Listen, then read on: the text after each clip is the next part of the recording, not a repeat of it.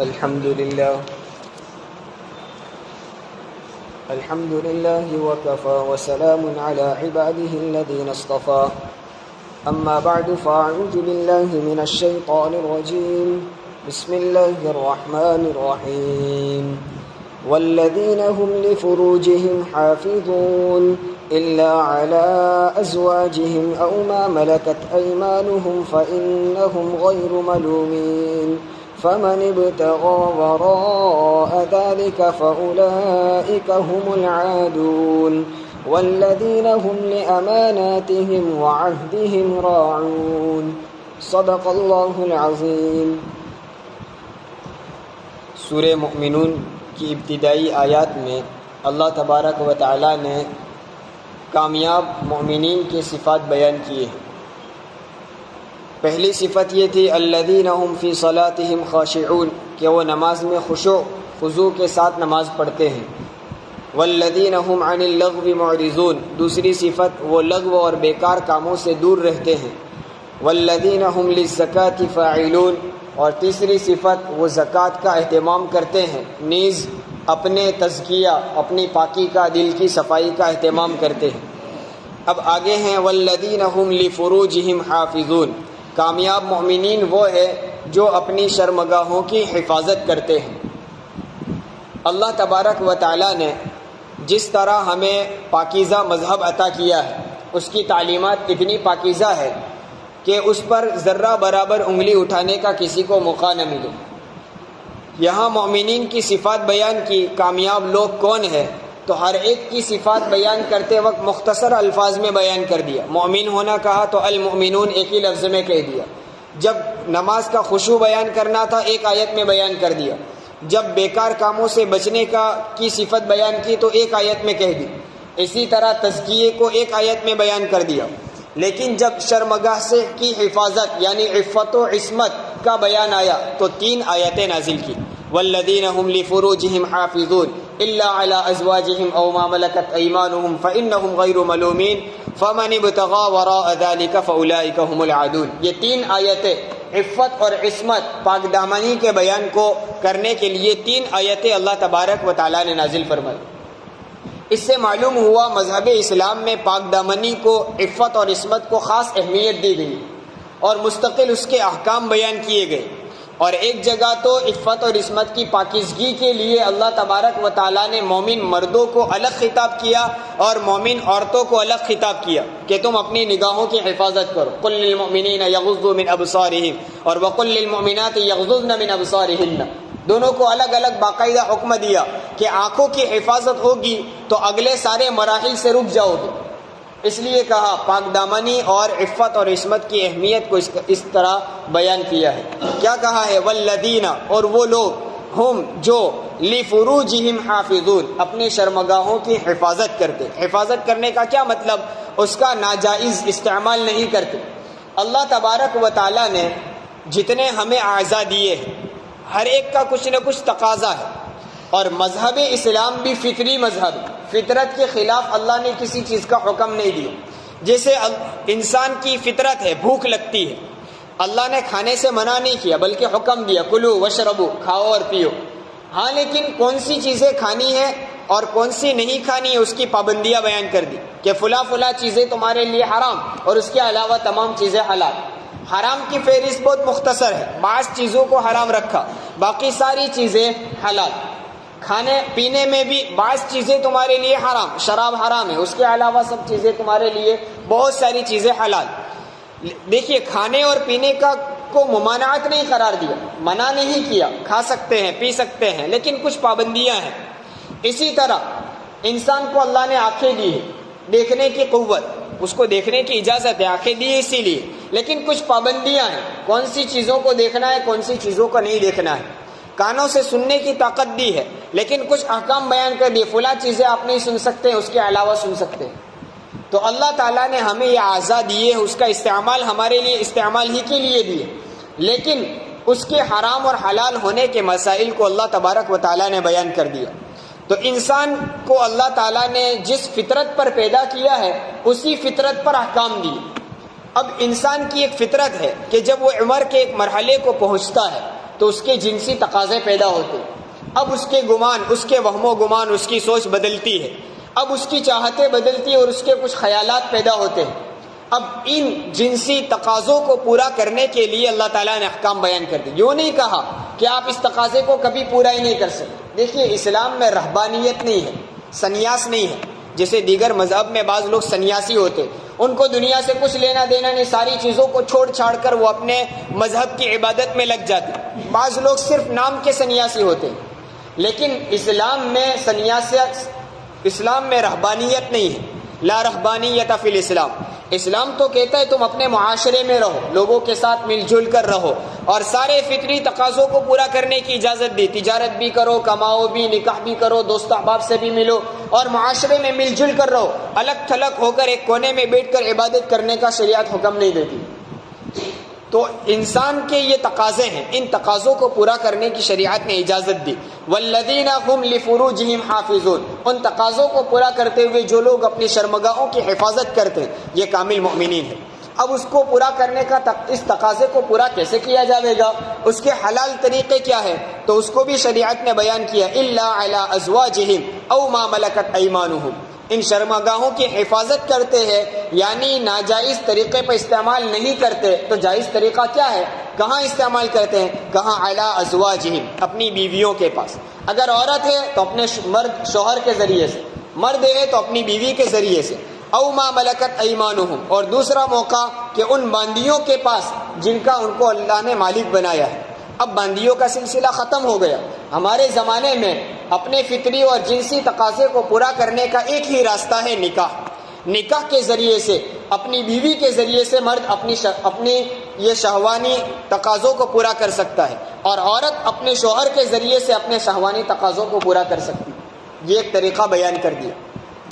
اسلام نے یہ پاکیزگی کی تعلیم دی ہے، یہاں آزادی نہیں دی ہے جس سے چاہے اس سے اپنے تقاضے کو پورا کر لیا جائے، نہیں، یہ تو جانوروں کا طریقہ ہے۔ جانوروں کا آپس میں نکاح نہیں ہوتا، وہ جس سے چاہے اپنی جنسی تقاضوں کو پورا کر لیتا ہے۔ اسلام نے انسان کو ایسی پاکیزہ تعلیم دی ہے، تو فرمایا الا علی ازواجہم او ما ملکت ایمانہم۔ یہ دو طریقے ہیں جن میں سے اب ہمارے زمانے میں ایک طریقہ رہا کہ نکاح کے ذریعے سے اپنے جنسی تقاضوں کو پورا کر سکتے ہیں۔ فإنہم غیر ملومین، اور ان کے علاوہ جو شخص اپنے اس جائز طریقے سے، نکاح کے طریقے سے اپنے ان جنسی تقاضوں کو پورا کرے گا، اللہ فرماتے اس پر اس کی کوئی ملامت نہیں ہے۔ فإنہم غیر ملومین، اس پر اس کی کوئی ملامت نہیں کی جائے گی۔ ہاں، اگر کسی کی جنسیات اور کسی کے اللہ تبارک و تعالیٰ نے ان تقاضوں کو اضافے کے ساتھ رکھا ہے تو مرد کو اجازت دی ہے، ایک کے بجائے 2 نکاح کرنا چاہے کر سکتا ہے، 2 کے بجائے 3 کرنا چاہے کر سکتا ہے، 4 کرنا چاہے کر سکتا ہے، 4 تک کی شریعت نے اجازت دی ہے۔ لیکن جس طرح نکاح کا طریقہ ہے اس طریقے سے ہٹ کر کسی بھی طریقے سے اگر اپنی خواہشات کو پورا کرتا ہے تو وہ قابل ملامت ہے۔ اگر اپنے نکاح اور جائز طریقے سے خواہشات پوری کرتا ہے تو فإنہم غیر ملومین۔ آج ہمارے معاشرے کی ایک بیماری یہ بھی ہے کہ اگر کوئی اپنی خواہشات اور اپنی ضروریات کے مطابق ایک سے زائد نکاح کرتا ہے تو وہ قبیلے میں قابل ملامت سمجھا جاتا ہے، لوگ اس کو برا بھلا کہتے ہیں، حالانکہ وہ شریعت کے دائرے میں رہ کر کرتے۔ ہاں، شریعت نے وہاں پابندیاں لگائی ہے کہ جب ایک سے زائد نکاح کیا جائے تو ایک سے زائد بیویوں کے درمیان انصاف کے ساتھ کام کرنا ہے، کسی پر ظلم نہ ہو، کسی پر زیادتی نہ ہو، وہ پابندیاں لگائی ہے۔ لیکن اگر کوئی شخص ان پابندیوں کی رعایت کرتے ہوئے شرعی دائرے میں رہتے ہوئے اگر نکاح کرتا ہے تو پورا معاشرہ اس کو برا سمجھتا ہے۔ 2 بیویاں ہو تو برا، لیکن 2 کے بجائے 20 گرل فرینڈ ہو تو کوئی حرج نہیں۔ یہ ہمارا گندا معاشرہ ہے۔ اور مزید اس پر یہ کہ جتنے چٹکلے بنائے جائے، جتنے برے الفاظ بولائے جائے وہ نکاح اور بیویوں کے متعلق ہیں، اور جتنی شاندار شاعریاں بنائی جاوے تو وہ ناجائز رشتوں کے لیے۔ اس سے انسان کی فطرت بنتی ہے، مزاج بنتا ہے کہ یہ رشتہ اچھا وہ رشتہ برا۔ عام طور پر ہوتا یہی ہے۔ اب موبائل کا زمانہ ہے، چھوٹے چھوٹے بچوں تک یہ باتیں پہنچ جاتی ہیں، اور بچپن سے بچے کا مزاج یہ بنتا ہے کہ نکاح ایک مصیبت ہے۔ اس کے علاوہ جس طریقے سے اپنی خواہش پوری کرنا ہو تو دوستیوں کے ذریعے سے جس طرح کرنا ہو کر لو، اس میں کوئی حرج نہیں۔ یہ بچپن سے مزاج بنتا ہے، اور یہ غیر شعوری طور پر بچوں کے ذہن میں یہ باتیں ڈالی جاتی ہیں۔ تو اللہ تعالیٰ نے یہ پاکیزہ شریعت ہمیں دی ہے، پاک دامنی کا حکم دیا ہے، یہاں ہمیں تعلیم دی گئی ہے کہ ہم اپنی خواہشات کو پورا کرنے کے لیے نکاح کا راستہ اپنا سکتے ہیں، الا علی ازواجہم او ما ملکت ایمانہم، اگر یہ طریقہ کوئی اپناتا ہے تو وہ قابل ملامت نہیں ہے، فإنہم غیر ملومین، ہاں اس کے علاوہ جو طریقہ ہو فمن ابتغى وراء ذلك فاولئک هم العادون، جو کوئی یہ نکاح والے راستے سے ہٹ کر کوئی دوسرا راستہ اپناتا ہے تو فاولئک هم العادون، یہ حد تجاوزی کرنے والے، یہ شریعت کی حدود کو پار کرنے والے۔ اس میں وہ ساری صورتیں آ گئی جو نکاح کے علاوہ جتنی بھی صورتیں ہوں وہ ساری صورتیں اس میں داخل ہیں۔ کیا کیا صورتیں ہو سکتی ہے کہ نکاح کے علاوہ کسی سے صرف دوستی رچا کر اپنی خواہش پوری کرنا، یہ بھی ناجائز اور حرام، فاولئک هم العادون، حد تجاوزی کرنے والے۔ اسی طرح مرد کا مرد کے ذریعے سے خواہش پوری کرنا، فاولئک هم العادون، یہ شریعت کی حدود کو پار کرنے والے ہیں۔ اسی طرح عورت سے نکاح کرنے کا حکم دیا، وہاں بھی پابندیاں ہیں، وہاں بھی ہمیں طریقے بتائے ہیں کہ عورت سے نکاح کرنے کے بعد ان سے خواہش پوری کی جائے گی، تو شریعت نے اس کے احکام بیان کیے ہیں کہ اس سے خواہش پوری کرنے کا ایک ہی طریقہ ہوگا کہ جس راستے سے بچہ پیدا ہوتا ہے اسی راستے سے مرد کو اپنی خواہش پوری کرنے کی اجازت۔ عورت کے پاخانے والے راستے سے بھی خواہش پورا کرنا حرام اور ناجائز ہے، جس طرح زنا کا حکم ہے اسی طرح وہ بھی حکم، اگرچہ اپنی بیوی۔ یہ باتیں اس لیے بیان کرنی پڑتی ہے کہ آج اخباروں کے ذریعے، موبائل کے ذریعے سے یہ باتیں اتنی پھیلائی جاتی ہے کہ آدمی یوں سمجھتا ہے کہ اپنی ہی بیوی ہے نا، میں نے تو نکاح کیا ہے، میں جس طرح چاہے خواہش پوری کر سکتا ہوں۔ نہیں، یہاں شرعی پابندیاں ہیں، اس لیے ان باتوں کو ہمیں مد نظر رکھنا ہے۔ اسی طرح فمن ابتغى وراء ذلك میں زنا بھی داخل ہے، لواطت بھی داخل ہے، اور اپنے ہاتھوں کے ذریعے سے اپنی خواہشات کا پورا کرنا یہ بھی اس آیت میں داخل ہے، فاولئک هم العادون، یہ حرام ہے، شریعت کی نگاہ میں حد تجاوزی کرنے والا ہے، وہ سخت ترین گناہ ہے، اور اس طرح اپنی خواہش پوری کرنے والا قرآن کی نظر میں گویا ہرگز کامیاب نہیں ہو سکتا، کیونکہ کامیابی کے صفات میں صفت بیان کی ہے کہ جو اپنی شرمگاہوں کی حفاظت کرتے ہیں، حلال طریقے سے استعمال کرتے ہیں، ناجائز طریقے سے استعمال نہیں کرتے۔ اگر کوئی شخص یہ راستے اپناتے ہیں نکاح کے علاوہ جتنے حرام ناجائز طریقے ہیں وہ کبھی کامیاب نہیں ہو سکتے۔ اب ہم رونا روتے ہیں، تجارتیں نہیں چلتی ہے، مندیاں ہیں، پریشانیاں ہیں، بیماریاں ہیں، وغیرہ وغیرہ، نہ جانے کتنے شکوے ہمارے ہوتے ہیں، لیکن ہم کبھی سوچتے نہیں کہ ہمارے اعمال بھی کیسے ہیں، ان اعمال کے پیچھے جو سزائیں اور جو وبائیں اترنی چاہیے تھی وہ تو کچھ بھی نہیں ہے۔ ہمارے حالات اور ہمارے معاشرے کے حالات ہم دیکھیں تو اس کے مقابلے میں وہ حالات اور وہ ہمارے اعمال اتنے سخت ترین ہیں کہ اس کے پیچھے آنے والی یہ کچھ سزائیں جو کوئی حیثیت نہیں رکھتی۔ یہ تو اللہ کا احسان ہے کہ اللہ تعالیٰ ستاری فرماتا ہے، رحم فرماتا ہے، وہ ہمیں تھوڑی مصیبت دے کر متنبع کرنا چاہتا ہے کہ تم راستے سے ہٹ رہے ہو، سیدھے راستے پر واپس آ جاؤ۔ الغرض کامل مومنین اور کامیاب مومنین کی صفات میں یہ بیان کیا کہ وہ اپنی شرمگاہوں کی حفاظت کرتے۔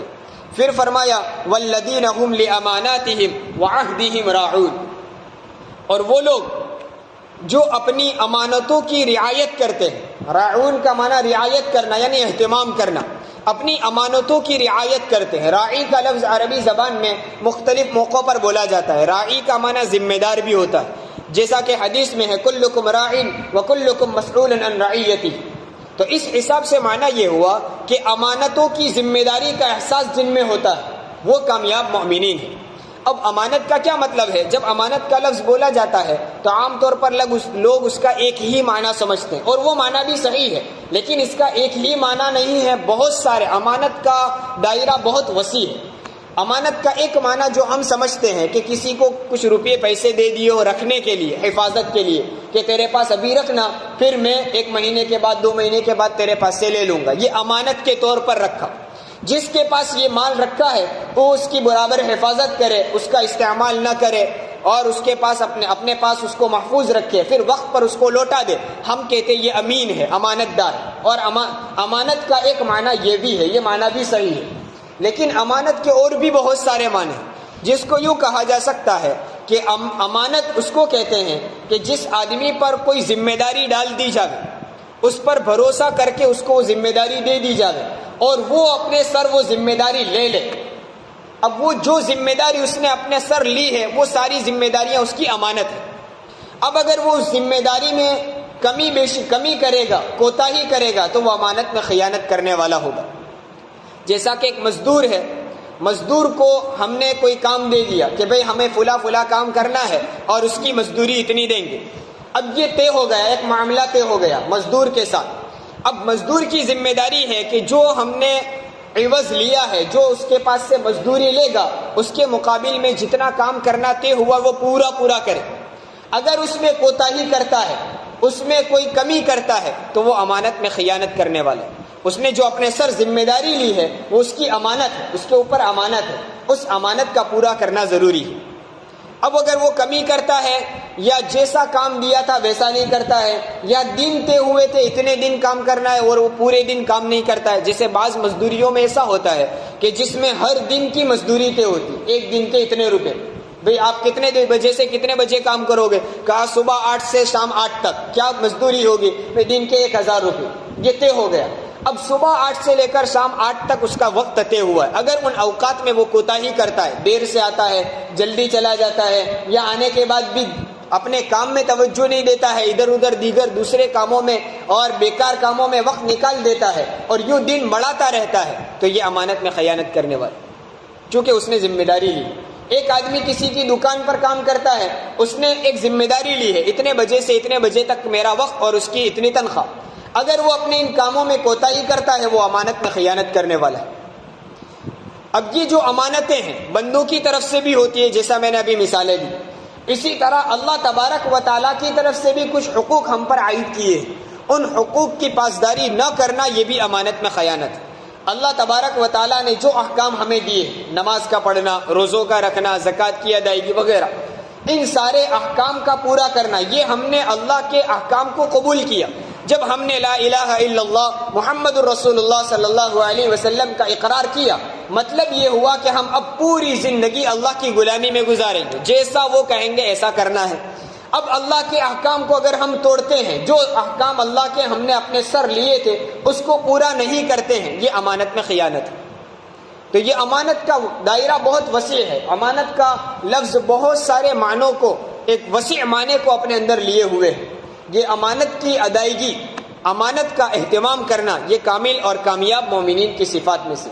والذین هم لاماناتهم وعہدهم راعون، امانتوں کی رعایت کرتے ہیں، حفاظت کرتے ہیں۔ اللہ تعالیٰ ان نیک صفات سے ہم سب کو مالا مال فرمائے، آمین۔ وآخر دعوانا ان الحمد للہ۔